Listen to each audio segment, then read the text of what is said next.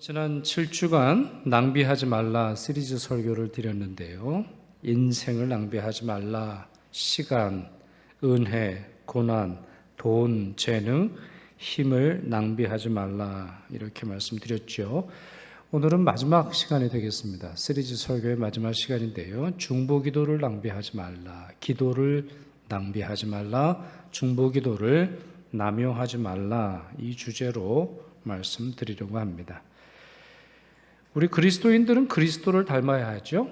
그러니까 그리스도인 아닙니까? 우리를 단순한 종교인으로 부르지 않고 그리스도인이다 이렇게 부르는 이유는 우리가 그리스도를 닮아야 하기 때문인데요.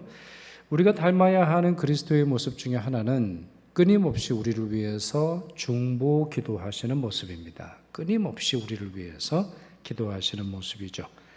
로마서 8장 34절 보시죠. 죽으실 뿐만 아니라 다시 살아나신 이는 그리스도 예수시니 그는 하나님 우편에 계신 자요 우리를 위하여 간구하시는 자시니라. 히브리서 7장 말씀은 같이 읽을까요? 시작. 그러므로 자기를 힘입어 하나님께 나아가는 자들을 온전히 구원하실 수 있으니 이는 그가 항상 살아계셔서 그들을 위하여 간구하심이라 그랬습니다. 자, 이 두 구절은 공통점이 있죠. 예수 그리스도께서는 항상 살아계신다. 동시에 어떻게 하시지요? 항상 살아계신 예수는 항상 우리를 위해서 기도하신다. 이렇게 되어 있습니다. 그래서 여기에 보시면 간구하시는 자, 간구하심이라 이와 같이 현재형으로 설명하고 있는 것이죠. 달리 말해서 무슨 말입니까? 그리스도께서 우리를 위해 기도하시는 것은 중단된 적이 없다는 겁니다. 언제나 우리를 위해서 기도하시는데요. 그리스도인들도 이렇게 기도해야 하겠습니다. 풀어서 말하면 타성에 젖은 기도, 형식적인 기도, 일회성의 소원 빌기가 아니라 모든 사역의 근간이 기도라는 것을 인정하고 쉬지 말고 끊이지 말고 중단하지 말고 기도해야 하는 것이죠. 그런 점에서 오늘 말씀은 우리를 매우 당황하게 합니다. 제가 처음 이 예레미야서 말씀을 읽었을 때 너무 큰 충격을 받았습니다. 아니, 어떻게 선지자에게 기도를 그만두라 말씀하시나 아주 큰 충격을 받았는데요. 그 말씀 이미 읽었습니다만 한번 더 읽어보지요. 그렇게 되어 있죠. 그런즉 너는 이 백성을 위하여 기도하지 말라. 그들을 위하여 부르짖어 구하지 말라. 내게 간구하지 말라. 내가 내게서 듣지 아니하리라. 그렇습니다. 기도에 대한 일반적인 사명과 아주 다른 말씀이죠. 예수 그리스도를 닮아야 하고 끊임없는 자비와 사랑과 긍휼을 호소해야 하는 것이 우리의 책임이자 우리의 사명으로 인식되는데 지금 이 말씀에서는 더 이상 기도하지 말라 이렇게 하나님께서 말씀하십니다. 자, 특히 이 부분에 있어서는 예레미야의 한참 선배인 사무엘과 매우 차이가 나는 것을 볼 수 있죠. 사무엘은 자기가 기도를 중단하지 않겠다 이렇게 고백하고 결심하고 그걸로 우리는 사무엘을 좋아하는데요. 그러나 하나님은 예레미야의 중보기도를 중단시키셨습니다. 그 이유는 어디 있을까요? 다른 하나님이라서 그런 것도 아닐 거고 또 선지자의 책임이 달라서도 아닐 텐데요. 그 중요한 이유는 예레미야 당시의 유다 민족의 미래가 이미 결정되었기 때문입니다. 그들의 미래가 결정이 됐어요. 어떻게 기도하든 아니면 어떠한 상황이 주어지든 어떤 조건이 주어지든 이미 유다의 미래는 결정이 됐습니다. 자, 이게 무슨 말이냐? 미래가 결정되었다라는 것이 무슨 말인지 그거랑 중보기도를 더 하는 것과 중보기도를 그만두게 되는 것이 무슨 상관이 있는지 실제로 사무엘상 말씀을 비교해서 설명해 보죠. 사무엘의 말을 한번 들어보십시오. 사무엘이 어떻게 말하나. 사무엘상 12장 22절 23절 같이 읽겠습니다. 여호와께서는 여호와께서는 그의 크신 이름을 위해서라도 자기 백성을 버리지 아니하실 것이요 나는 너희를 위하여 기도하기를 쉬는 죄를 여호와 앞에 결단코 범죄하지 아니하고 그랬습니다. 끝에 있는 문장부터 보시죠. 23절 나는 너희를 위하여서 기도하는 걸 쉬지 않을 것이다. 나에게 있어서 그것은 범죄다. 내가 기도를 중단하면 그것은 나에게 죄가 된다. 이렇게 말하고 있지요. 그러나 여기에는 중요한 전제가 있습니다. 그게 뭐죠? 바로 앞에 나오는 22절입니다. 하나님께서 너희들이 하나님이 되신다라는 걸 기뻐하고 계신다.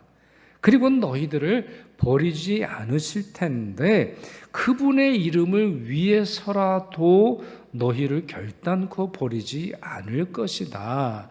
그렇기 때문에 이것이 전제가 되기에 하나님이 너희를 포기하지 않으셨기에 하나님이 너희를 심판하지 않으시기에 나도 너희를 위한 기도를 중단하지 않겠다. 이렇게 말하고 있는 겁니다.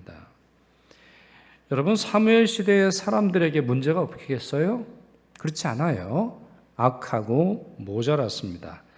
그러나 그들을 향한 하나님의 자비와 긍휼과 기다림 때문에 사무엘은 기도를 중단하지 않겠다 결심했던 것이죠. 그러니까 선지자가 중보 기도를 할 수 있고 해야 하는 까닭이 있는데 그것이 무엇입니까? 하나님이 버리시지 않으셔야 한다라고 하는 것이죠. 바로 이 점이 예레미야의 시대는 달랐습니다. 예레미야의 시대는 달랐어요. 이스라엘의 미래가 결정되었는데 그것은 심판뿐이었습니다. 어떠한 자비도 어떠한 긍휼도 어떠한 회복의 기회도 주어지지 않는 온전한 심판만이 그들 미래에 주어질 것입니다.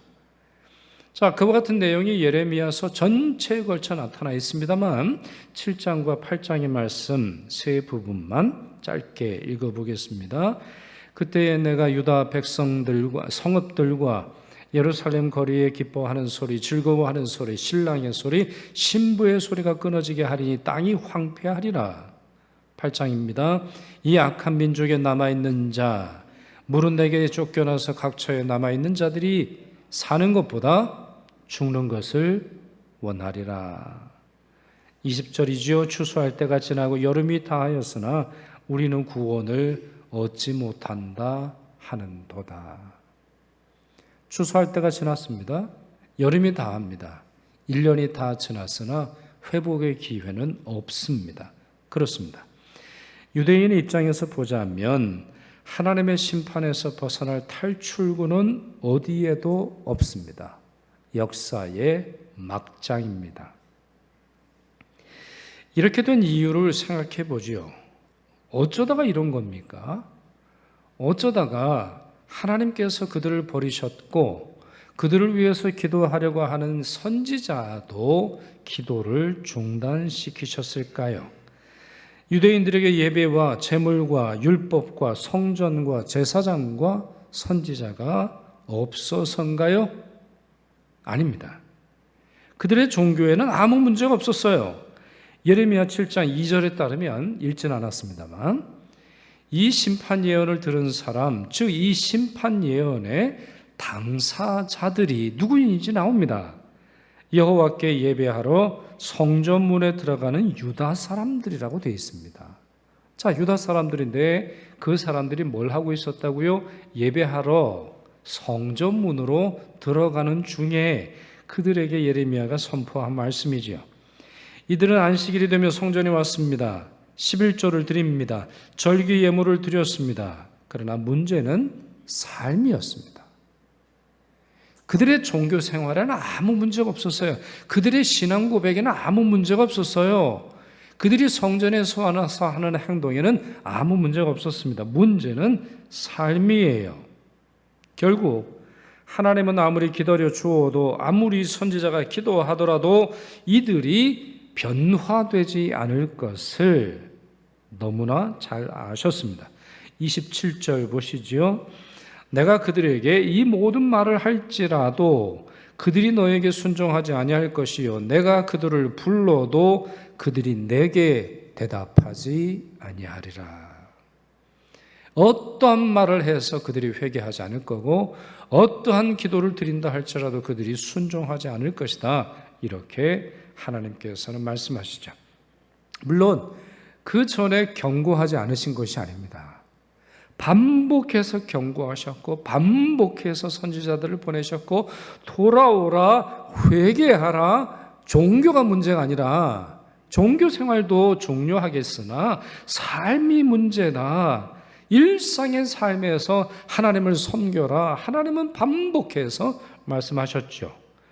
그래서 예레미야 28장 8절 보시면 나와 너 이전의 선지자들이 예로부터 많은 땅들과 큰 나라들에 대하여 전쟁과 재앙과 전염병을 예언하였느니라 말씀하셨어요. 너희들이 그러다가 온 땅에 전쟁이 벌어질 것이다. 너희들 그렇게 살다가 재앙이 임할 것이다. 너희들 그렇게 살다가는 전염병이 돌아와서 수많은 사람들이 죽고 너희들의 삶이 갇혀 지내게 될 것이다. 하나님은 예언하셨고 실제로 그와 같은 재앙들을 보내시기도 했으나 아무것도 바뀌지 않았어요.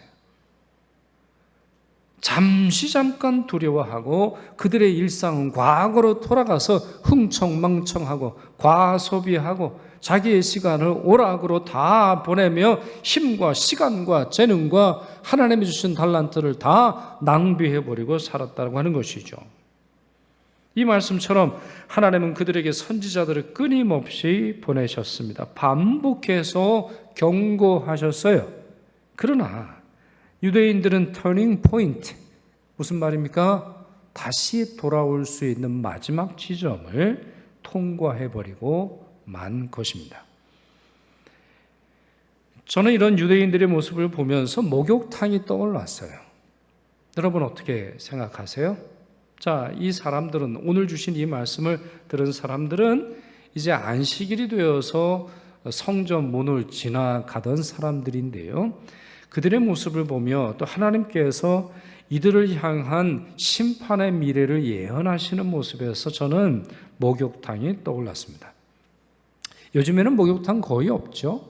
요즘에는 찜질방은 있는 것 같은데, 자, 요즘에도 뭐 사우나나 찜질방은 있는데요. 예전에는 집에 샤워할 곳이 없기 때문에 집에서 몸을 씻을 곳이 많지 않기 때문에 우리 목욕탕에 가지 않았습니까? 여러분은 1년에 몇 번 가셨나요? 1년에. 잘 사는 집은 1년에가 아니라 참, 한 주일에 몇 번을 이제 가곤 하셨겠습니다만, 정말 어떤 사람들, 정말 씻기 싫어하는 사람은 1년에 설날에 한 번, 추석에 한 번, 이 2번 갔다 뭐 이런 얘기 한 것도 들어본 적이 있습니다. 여러분, 목욕탕 가면 사람들이 뭐 해요? 온탕에 갔다가 냉탕에 갔다가 온탕에 갔다가 냉탕에 갔다 합니다. 몸을 불리죠. 그런 후에 비누를 칠하고 까끌까끌한 수건, 그게 이태리 타월이었죠. 이태리 타월. 왜 이태리 타월인지 모르겠어요. 천도 많을 텐데 왜 이태리에서 수입을 해서 그러나 잘 모르겠습니다만 그걸 가지고 온몸을 밉니다. 온몸을. 그러니까 우리가 밀어봤자 엄마는 만족이 안 되기 때문에 엄마한테 한번 검사 받으러 가지요. 그러면 이제 엄마한테 또 잡혀서 또 이제 몸을 밀면 뭐가 나옵니까? 피부에서 뭔가 후두둑 떨어지면서, 그리고 나서는 그렇게 개운하고 그렇게 상쾌할 수 없어요. 야, 우리 몸에서 둥둥 떠내려가는 그 실체를 보면은 우리의 마음이 얼마나 상쾌해지는지 모릅니다. 야, 1년 묵은 때를 벗겼구나. 야, 한 주일 묵은 때를 벗겼구나. 내가 살면서 내가 이러한 것들을 내 몸에 끼고 살았구나. 우리가 이것들을 느끼면서 목욕탕을 나올 때는 그렇게 상쾌할 수가 없어요. 상쾌할 수 없어요. 그래서 새 옷도 준비해 가서 거기서 갈아입고 가는 것 아닙니까? 여러분, 이걸 종교생활, 영성생활과 한번 비교해 보십시오. 일상에서 하고 싶은 대로 삽니다. 거짓말과 불의와 속임수와 음란과 우상숭배에 쪄들어 살지요. 일상에서는 하나님과 아무 상관없이 삽니다. 일상에서는 하나님을 기억하지도 못하고 일상에서 하나님께서 주신 말씀을 묵상하지도 일상에서 평범한 삶에서 하나님을 위해서나 기도한다거나 하나님께서 주신 말씀을 실천하기 위해서 기도하는 경우는 거의 없습니다. 일상의 삶에서 나와 세상 사람들과의 차이는 거의 없이 살다가 일주일에 한 번 아니면 자기가 정한 시간에 자기가 원하는 시간에 자기 편한 시간에 자기가 올 수 있는 시간에 하나님 앞에 와서는 그동안 지은 죄를 한 번에 해결해 달라고, 그동안 내가 이런 죄를 저질렀으니, 그동안 내가 이런 문제를 저질렀으니 모든 문제를 여기서 씻어 달라고 기도하지요. 그리고 나서는 예배를 드리고 나갈 때 상쾌함과 시원함과 자유함을 느끼며 다시 반복적인 생활을 한다고 생각해 보십시오. 목욕탕 종교죠. 그런 종교가 참 종교일 리 없죠. 삶에서 어떤 것도 변화시킬 수 없는 종교, 우리의 일상에서 어떠한 종교적 의미를 살아가지 않는 종교, 참 종교, 진짜 종교, 붙잡아야 하는 종교라고 말하기 어렵습니다. 당연히 여기에는 하나님의 말씀에 순종한다거나 하나님 말씀에 자기 자신의 삶을 비춰보는 성찰은 없습니다. 목욕탕에 정기적으로 와서 때를 미는 것처럼 반복적인 행동만 있을 뿐이지요. 이렇게 삶이 변화되지 않는 이 때만 미는 종교, 자신의 죄만 해결하는 종교, 진정한 종교라고 부를 수 없습니다.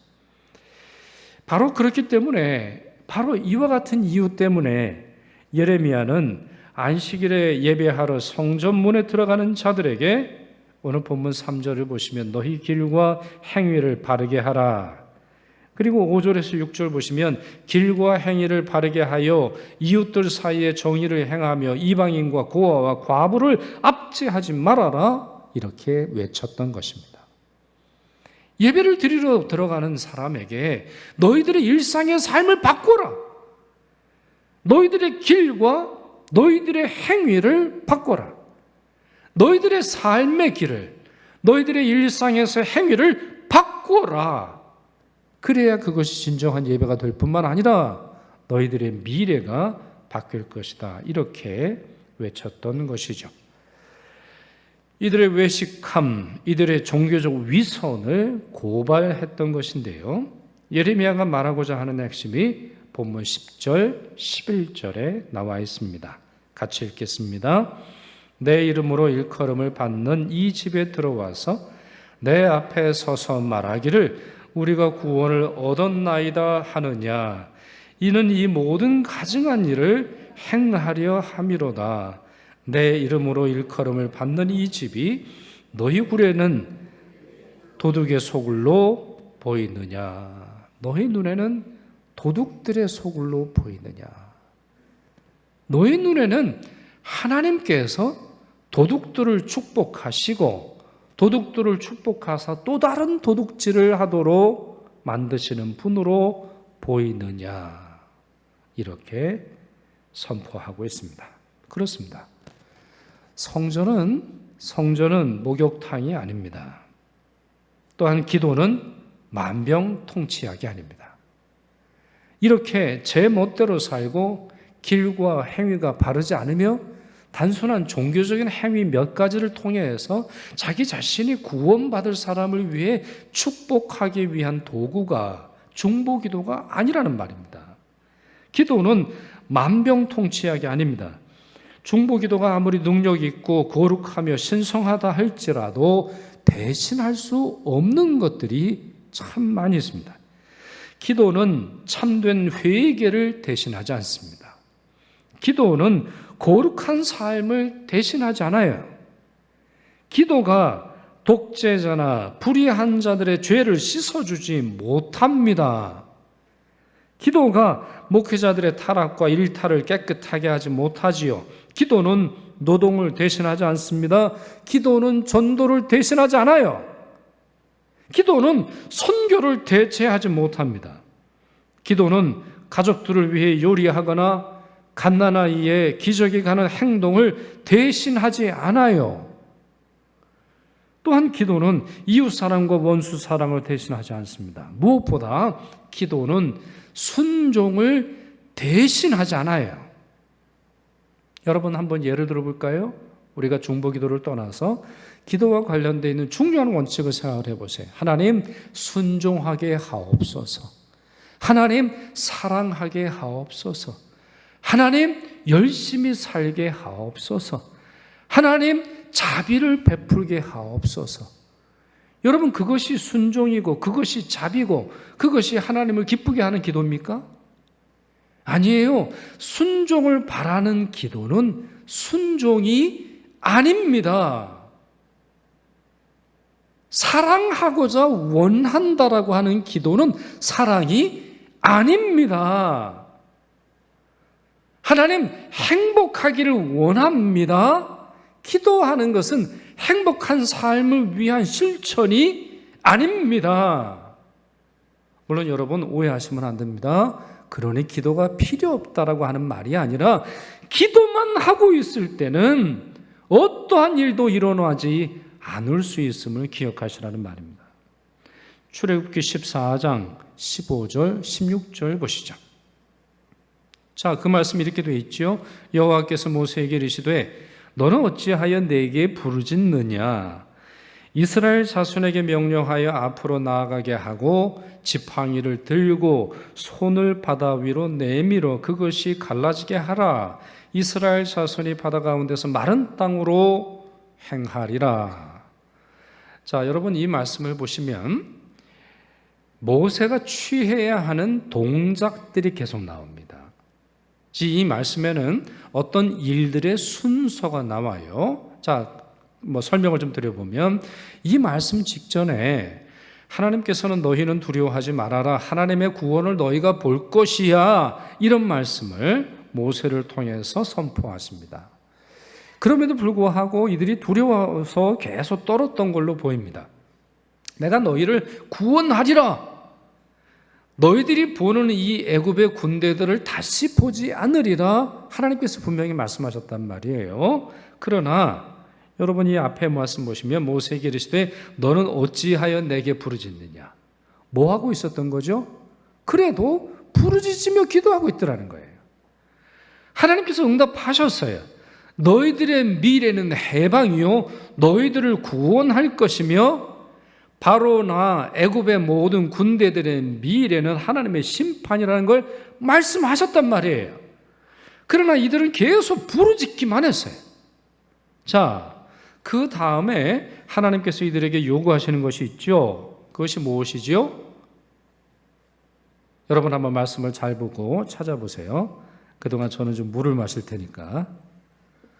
자, 너는 어찌하여 내게 부르짖느냐? 그 다음에 명령, 그 다음에 동작이 뭡니까?